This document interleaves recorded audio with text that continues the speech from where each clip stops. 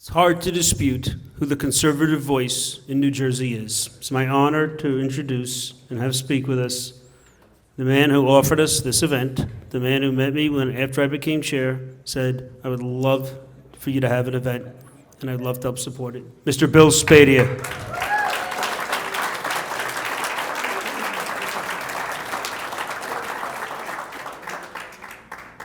Let's hear it for Joe LaBarbera, Mr. Chairman. What an outstanding job he's doing. Wow, what an honor and a privilege to be with you tonight. This is an exciting event, and you can feel the energy in the room, and there's a reason for it, because the other guys have simply gone too far. They've lost their minds. I love, you're having a great event, and there's a positive energy in the room when heart attack jokes are okay. Like, that's okay. If you can joke about having a heart attack, then we are winning. And listen. Ronald Reagan talked about it, the happy warrior, the smiling warrior. That's who we have to be as Republicans, as conservatives, as Americans. We've got to be happy and strong because, number one, we know they've gone too far. At what point in any of our lives did you think for even a second that government would send a team of lawyers to not only go after moms and dads and call them domestic terrorists, but in a court of law, take 3 school districts, boards of education to court, and under oath, sitting there in front of a judge, answer the question that whether or not a 5-year-old would qualify as a violation of the law, you would have said, that's complete insanity. But that's what the state lawyers argued. They said that if a child at 5 years old decided that he was going to go from Johnny to Jenny, it would be a violation of the law to tell mom and dad. Guys, we don't even have to rally anymore. We just need to play that clip over and over again. And I'll tell you, for those of you who don't know me, I've got a large radio audience. We've got the largest audience in the state on New Jersey 101.5. And thank you. I say that, I've been making the rounds. I've been on the air for the last 8 years. I had a show on Fox, and in the last year and a half, I've dedicated my time and my energy and my effort back into the political world, because it's one thing to talk on the radio about issues that make sense, common sense. It's another thing to put your money and your time where your mouth is and say, how do we actually change this state? So in 2021, we started talking about it, and then we launched the Common Sense Club. And it took off, and I'm happy to tell you that we now have 140,000 members across this state. There's only one reason for that. That people know the truth when they see it. And most people, if you look across New Jersey, you look across this country, most people don't have the wherewithal or the ability or the position to fight back. Maybe they're nurses at Robert Wood Johnson. And I'll just, a side note on that, you've heard about the strike going on at RWJ. And unfortunately, out of all the folks that had a platform, very few Republicans stood up and stood for those nurses. And I stand with those nurses because it's about time that as Republicans, we fight for working class people. We got to fight for them. They got us through, they got us through a pandemic. They every day do a job that most people would not want to do.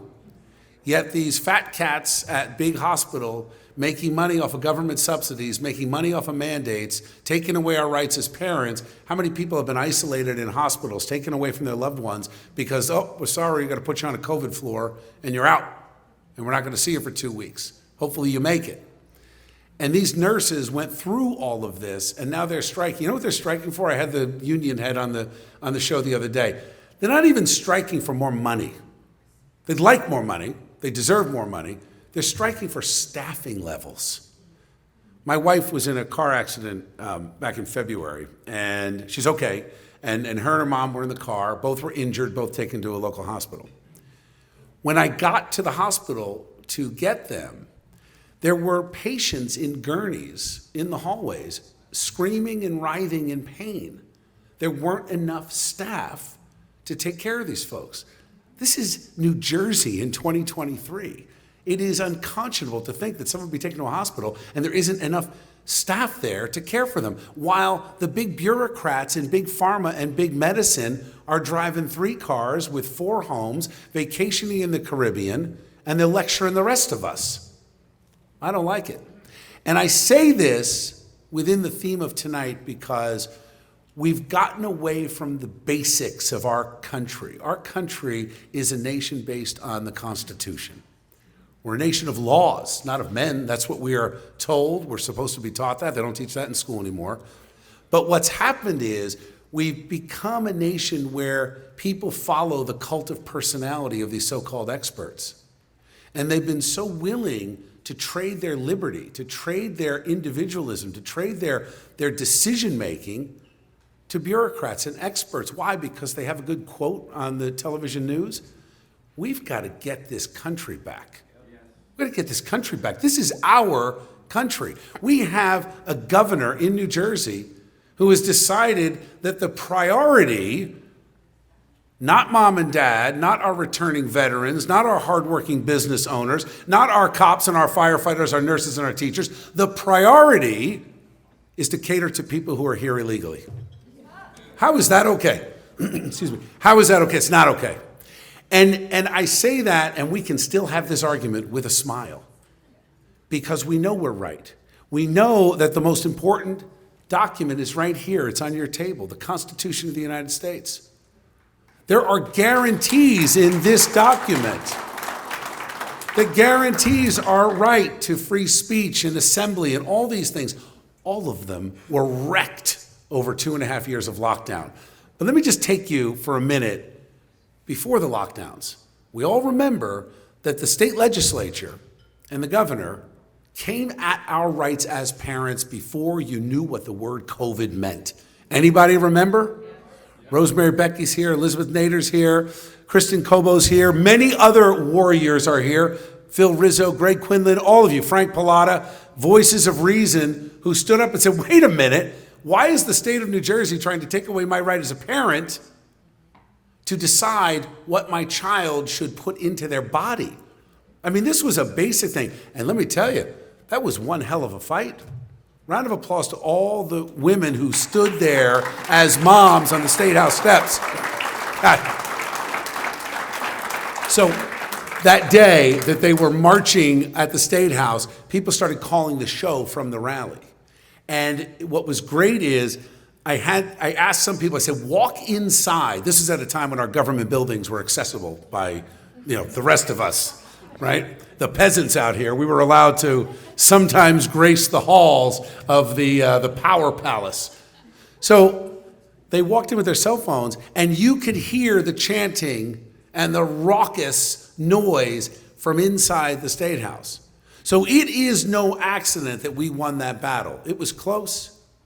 But sometimes you got to win by being forceful and tough.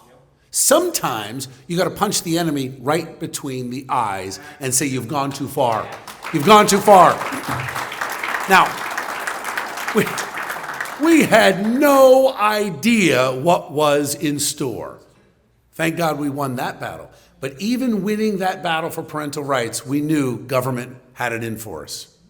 Because Murphy started the lockdown in March. We knew in February, who the vulnerable folks were with COVID. We knew that with that cruise ship that was not allowed to dock in Japan, if you remember that story. A couple of thousand people, a handful died. Every one of them had 3 or 4 comorbidities. We knew what was in store, but government chose to lie to us. They chose to exaggerate and lie and rule through fear. And then they did all the things you do in propaganda theater. We're going to put kids in masks. We're going to tell kids in school that if your mom or dad aren't wearing a mask, they could be killing grandma. These things were said. Kids coming home, we heard the horrible stories, that my kid never heard the word transgender until I've got the 3rd grade teacher or the 4th grade teacher with a flag on the wall saying, what is that? But it was bad. It was a bad time in this country. It's not over yet. You got the President of the United States now wearing a mask. You see this nonsense? I mean, read a book. Look at one article. The mask isn't doing anything, Joe. I'm sorry. The sad thing is, it's like elder abuse because he has no idea what's going on. And it's sad to watch because this is the leader of the free world. How have we let things devolve this badly? So I'll say this, that we didn't know where it was going. But in June of 2020, when all of us were saying, whoa, whoa, whoa, enough. Florida's open, Texas is open, South Dakota's never closed. You know, they give DeSantis a lot of credit, but the reality is Kristi Noem is the only governor in the state. You know why? Anybody want to know why? Because to save this country, it's going to take some tough moms. That's why. A lot of these men have had their run, and let me tell you something, they've screwed it up. Thank God for you women. Thank you for running. Thank you for having that courage, because you are the future. And let me tell you, your kids see it. I'll bet, how many of you who've run for school board and won or lost ever thought in your wildest imagination you'd be given a speech and asking for votes? I mean, it's not like, right? It's not like you say, hey, you know what? I think someday I want a political career. Here's what I'm going to do. I'm going to run for school board. No one has ever said that. That's not how it works. But thank God. Because in June of 2020, while you were all figuring out how to have your kids at the dining room table, Zoom calling some nonsense excuse for education, and you were locked out of your churches, and you couldn't open your businesses while these international big corporate conglomerates worth billions were all open, the government did an interesting thing. In June that year, they met. And they came up with the sexualized curriculum, and they came up with the gender theory and all the nonsense in June of 2020. Now, timing, I think, is everything. Thankfully, we woke up and we saw it. And there isn't a person out there, and if I look at my audience, and I don't say this to brag that I've got a great audience, I do, there's a lot of people, it's more than 1 million people tuning in, that's great. Here's what's better. It's only a third Republican. A third of my audience is Democrats. That's what's great, because our message is now resonating to Democrats and independents. Look, I was so happy when Joe LaBarbera won his election. I mean, like, now, because I've known Joe for a time as a leader, he's a veteran. This is a man that bleeds red, white, and blue. He loves his country, loves his family, loves this state, loves this county, has a passion for this. He doesn't need to do this, he wants to do it. That's the difference. Do you need to do it? Or did you say, look, maybe somebody else could do it? No, I'm gonna do it. I'm the mom who's angry. I'm gonna do it. And when Joe stepped up to do it, I will tell you this, it sent some shockwaves across the state of New Jersey. Sent some shockwaves. It was very similar feeling that when Frank Pallotta won the primary, and everybody's like, wait a minute, Frank wasn't supposed to win that. We had all the organizations, we had all the money. He's a conservative. And they tell you conservatives can't win. It's not true. You know, you may not like Chris Christie, but he was a 2-term pro-life governor. You can win in this state. You know how you win in this state? You win by speaking truth. You win by telling people, look, truth is truth. And that means mom and dad should be raising kids, not government, not teachers. How many teachers in here? Any teachers? How many of you signed up as teachers and then you realized, wait a minute, why am I now the surrogate parent? How did that happen? This issue goes back way before June when they went on an all-out assault on your rights. This goes back, I'm 54, so I'm old enough to remember 2 terms that kids today don't know. Winners and losers. We don't talk about it. I spoke at a suicide prevention event last night in Edison, and we had about 100 people there, and was sad. I mean, you hear the stories of people that have lost kids and lost teenagers to suicide, and it's horrible. And it's very easy to say, well, a lot of this was due to the lockdowns and the government interference. And that's true. The isolation exacerbated the mental condition that so many kids suffer with, no doubt about it. But we got to go back before that. When we decided to tell every kid, don't worry, you're a winner. I know you let 10 goals through today, but you're the winner, and we got a trophy for you. What we've done is we've had an entire generation of children growing up in a country where they thought there were no consequences to their actions, where they thought, and some of them think, that we can burn down a police precinct in Portland and there are no consequences. You know why? This government doesn't offer any consequences. Do you know how many arrests there were made after Black Lives Matter and other radicals burned Washington on January 20th, 2017? 0. Yet there are 73 political prisoners sitting in a jail now from January 6th. So the government is playing favorites. And that doesn't excuse the one guy that knew he shouldn't have knocked the statue over or punched the cop. Doesn't excuse that kind of behavior. But don't sit here and tell me that a bunch of moms and dads and patriots who were mad about an election that we're now finding out hundreds of thousands of ballots that were irregular coming out of court decisions in Arizona, Pennsylvania, Georgia, all over. Don't tell me that we don't have a right to question the election. The Democrats spent 4 years, right? 4 years saying that Trump was illegitimate. Donald Trump is now facing how many? 90 indictments, something outrageous? So whether you support Trump, whether you think, oh, I wish he doesn't say so much, I wish he could calm down, this is no longer about Donald Trump. This is about every one of us in this room. And they are coming for our country.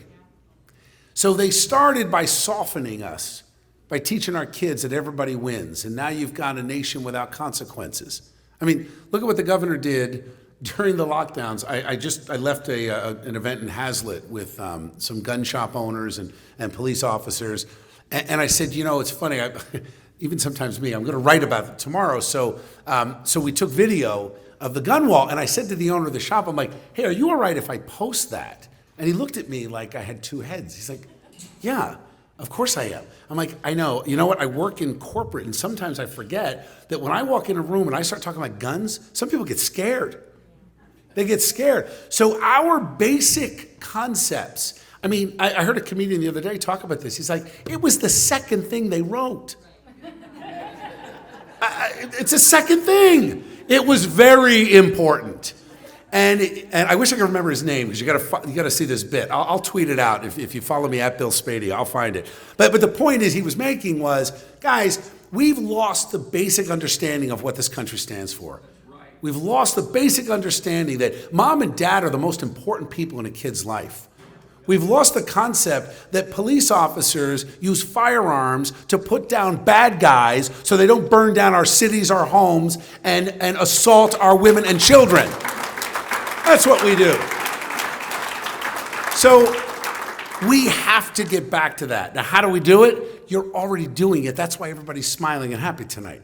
Because Josh Akins and I were talking about this, and Phil Rizzo and I, last year when we looked at 2022, in 2022, there was all this talk about a red wave. We're going to elect all kinds of members of Congress, everything. Well, what happened? We had some candidates that ran that got no support from our state bureaucracy, the state Republicans. We had some candidates that, quite honestly, should have never been running in the first place.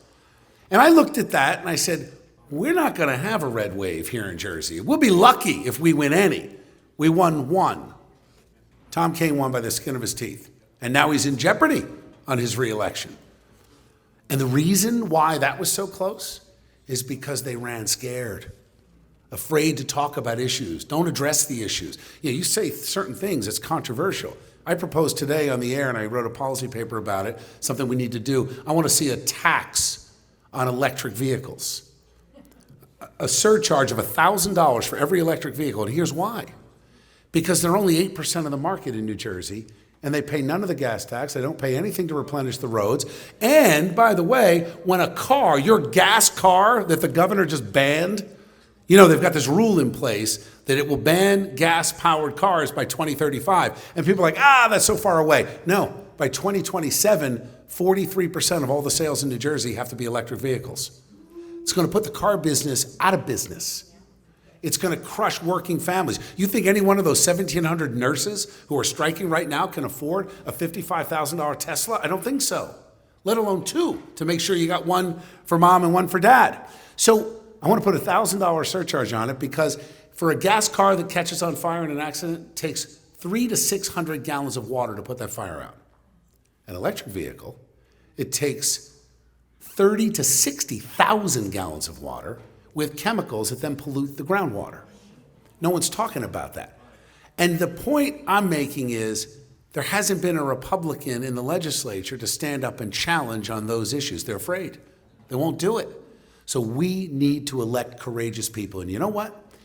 We lost the governor's office in 2021, that race for governor.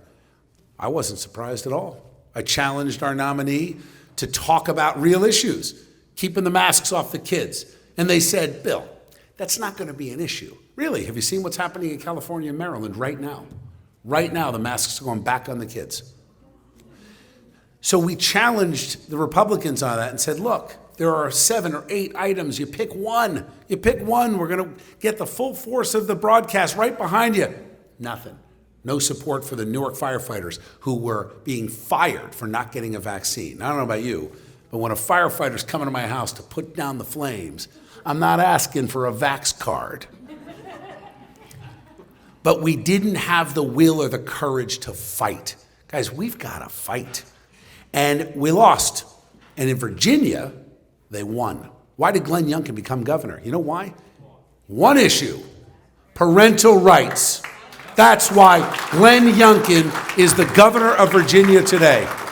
And let me tell you, just a little inside information, when we polled both states in October of 2021, Joe Biden's numbers, the Democrat popularity, was in the same basement that Joe was in both states. There was no reason why that election was lost, should have been won. We're going to do better in 2025, no doubt about that. Now, but we needed to start at the ground up. So in 2022, we kind of licked our wounds from 21. So what happened? We looked at this congressional thing. We're like, I don't know. We may take back the House, but New Jersey's going to be a tough road. What do? We focused on school board. Now, to put you in good company, we won 447 school board seats in 2022. That's unbelievable. So how does this next wave of Republican leadership take hold? It's not top down. Don't wait for Donald Trump to come in and save us in 24. Don't wait for a new governor to come in and save us in 25. Get involved in the school board elections today. Run school board candidates, and when these moms are done serving on the school board, run for mayor, run for council, run for commissioner. And eventually, from the ground up, we are going to take this state back. And I will tell you this, as blue as New Jersey seems to be, the way New Jersey goes, the nation will go. Win in New Jersey, and we take our country back. And it's up to all of you. So thank you. Thank you for what you do. Thank you for being here. And join this movement. Thank you, everybody.